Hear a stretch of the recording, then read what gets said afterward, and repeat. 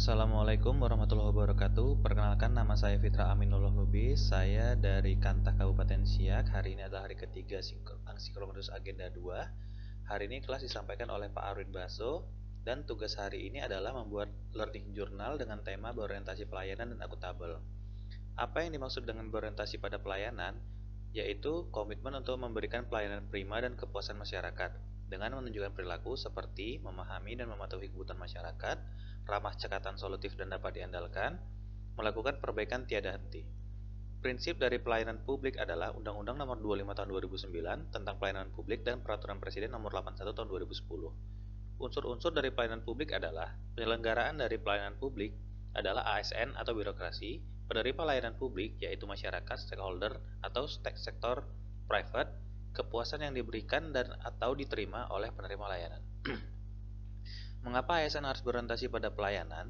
ASN harus berorientasi pada pelayanan karena pada hakikatnya ASN adalah abdi negara yang mengemban amanah rakyat, bekerja dengan dukungan anggaran negara, berkewajiban memberikan pelayanan terbaik demi terwujudnya kesejahteraan masyarakat.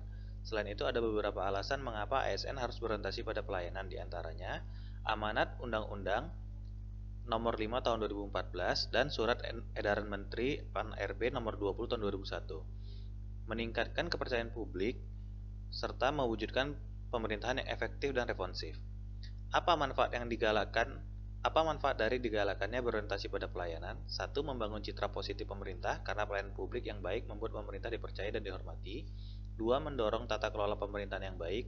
3. Memperkuat stabilitas nasional. 4. Mendorong partisipasi aktif warga. Masyarakat lebih mau terlibat dalam pembangunan dan kebijakan publik. Selanjutnya adalah akuntabel. Dalam core value berakhlak sendiri, akuntabel ialah bertanggung jawab atas kepercayaan yang diberikan dengan indikator perilaku sebagai berikut. Melakukan tugas dengan jujur, bertanggung jawab, cermat, dan disiplin. 2. Menggunakan sumber daya negara secara bertanggung jawab, efektif, dan efisien. 3. Tidak menyalahgunakan kewenangan jabatan. 4. Menyampaikan hasil kerja secara terbuka dan dapat dipertanggungjawabkan. Adapun aspek-aspek dalam akuntabel yaitu 1. Aspek sebuah hubungan. 2. Akuntabilitas memperbaiki kinerja. 3. Berorientasi pada hasil. 4. Memerlukan konsekuensi. 5. Membutuhkan laporan. Apa fungsi dari akuntabilitas? 1. Menyediakan kontrol demokratis. 2. Mencegah korupsi. 3. Meningkatkan efisiensi dan efektivitas. Akuntabilitas dalam konteks organisasi pemerintahan. 1. Transparansi dan akses informasi. 2. Mitigasi praktek kecurangan dan perilaku korupsi. 3. Penggunaan sumber daya milik negara. 4. Pengelolaan dan penggunaan data milik pemerintah. 5. Membangun budaya anti korupsi. Mengapa harus menerapkan akuntabilitas? Karena akuntabilitas adalah fondasi kepercayaan publik dan jaminan bahwa kekuasaan serta sumber daya digunakan secara benar. Hal tersebut termuat dalam Undang-Undang Nomor 5 Tahun 2014. Memastikan hasil kerja berkualitas dan terukur.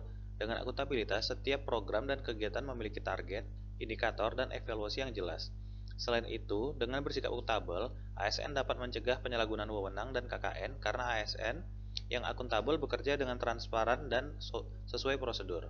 Apa manfaat menerapkan nilai akuntabel bagi ASN dan negara? 1. Meningkatkan kinerja profesionalisme karena punya standar kerja yang jelas, terukur, dan bisa dievaluasi. 2. Meningkatkan integritas dan kepercayaan diri. Hasil kerja bisa dipertanggungjawabkan secara terbuka.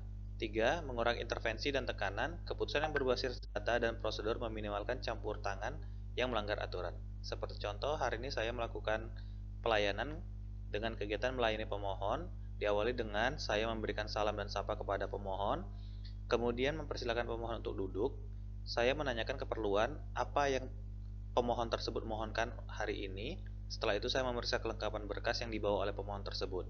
Selesai memeriksa berkas, saya menginformasikan estimasi waktu dan biaya untuk proses keperluan dari pemohon tersebut. Mungkin itu saja yang dapat saya sampaikan, lebih dan kurang mohon maaf. Assalamualaikum warahmatullahi wabarakatuh.